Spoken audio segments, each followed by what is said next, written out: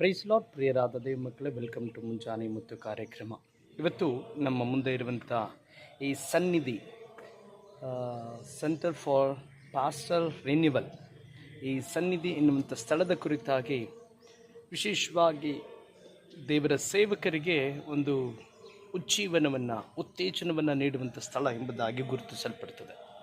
ಹಾಗಾದರೆ ಇಂಥ ಒಂದು ಸ್ಥಳದ ಕುರಿತಾಗಿ ಬಂದಾಗ ನನಗೆ ನೆನಪಾದ ಒಂದು ವಾಕ್ಯ, ಕೀರ್ತನೆ 16ನೇ ಅಧ್ಯಾಯ 11ನೇ ವಾಕ್ಯದಲ್ಲಿ, ನೀನು ನನಗೆ ಜೀವ ಮಾರ್ಗವನ್ನು ತಿಳಿಯಪಡಿಸುವಿ, ನಿನ್ನ ಸಮ್ಮುಖದಲ್ಲಿ ಪರಿಪೂರ್ಣವಾದ ಸಂತೋಷವಿದೆ.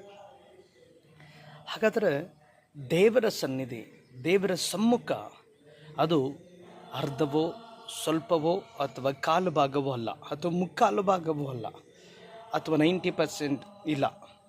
ಈ ದೇವರ ಸನ್ನಿಧಿ ಎನ್ನುವಂಥದ್ದನ್ನು ಕುರಿತಾಗಿ ನೋಡುವುದಾದರೆ ಇದು ಪರಿಪೂರ್ಣವಾದ, ನಿಮ್ಮ ಜೀವಿತದಲ್ಲಿ ನೀವು ನೆನೆಸಲು ಕೂಡ ಊಹಿಸಲು ಕೂಡ ಆಗದಂಥ ಆ ಉನ್ನತವಾದಂಥ ಆತನ ಕೃಪೆಯಿಂದ, ದಯೆಯಿಂದ, ಆತನ ಪ್ರಸನ್ನತೆಯಿಂದ, ಆತನ ಸಾನ್ನಿಧ್ಯದಿಂದ ನಮ್ಮನ್ನು ಆಶೀರ್ವದಿಸುವ ಒಳ್ಳೆಯ ದೇವರಾಗಿದ್ದಾನೆ.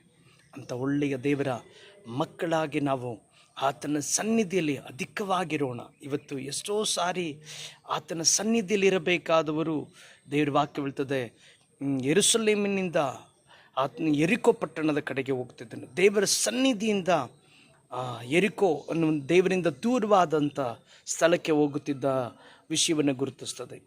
ತಪ್ಪಿ ಹೋದ ಮಗನ ಕುರಿತಾಗಿ ತಂದೆಯ ಬಳಿಯಲ್ಲಿ ಇರಬೇಕಾದವನು ತಂದೆಯ ಬಳಿಯಿಂದ ಅವನು ಲೋಕವನ್ನು ಪ್ರೀತಿಸಿ ಲೋಕದಲ್ಲಿ ಹೋದ ಎಂಬುದಾಗಿ ದೇವರ ವಾಕ್ಯ ಹೇಳ್ತದೆ. ಹಾಗಾಗಿ ದೇವರ ಮಕ್ಕಳೇ, ಈ ಸನ್ನಿಧಿ ಎನ್ನುವಂಥ ಈ ವಿಡಿಯೋವನ್ನು ನೋಡುವ ನಿಮ್ಮ ಒಬ್ಬೊಬ್ಬರ ಜೀವಿತದಲ್ಲಿ ಕೂಡ ನಾನು ದೇವರ ಸಮ್ಮುಖಕ್ಕೆ, ದೇವರ ಪಾದಕ್ಕೆ, ದೇವರ ಪ್ರಸನ್ನತೆಗೆ ಹೆಚ್ಚಿನ ಪ್ರಾಮುಖ್ಯತೆಯನ್ನು ಕೊಡ್ತಾ ಇದ್ದೇನೆ. ಆತನ ಸನ್ನಿಧಿಯಲ್ಲಿ ಇದ್ದೇನಾ ಎಂಬುದನ್ನು ಪರೀಕ್ಷೆ ಮಾಡಿಕೊಳ್ಳ್ರಿ.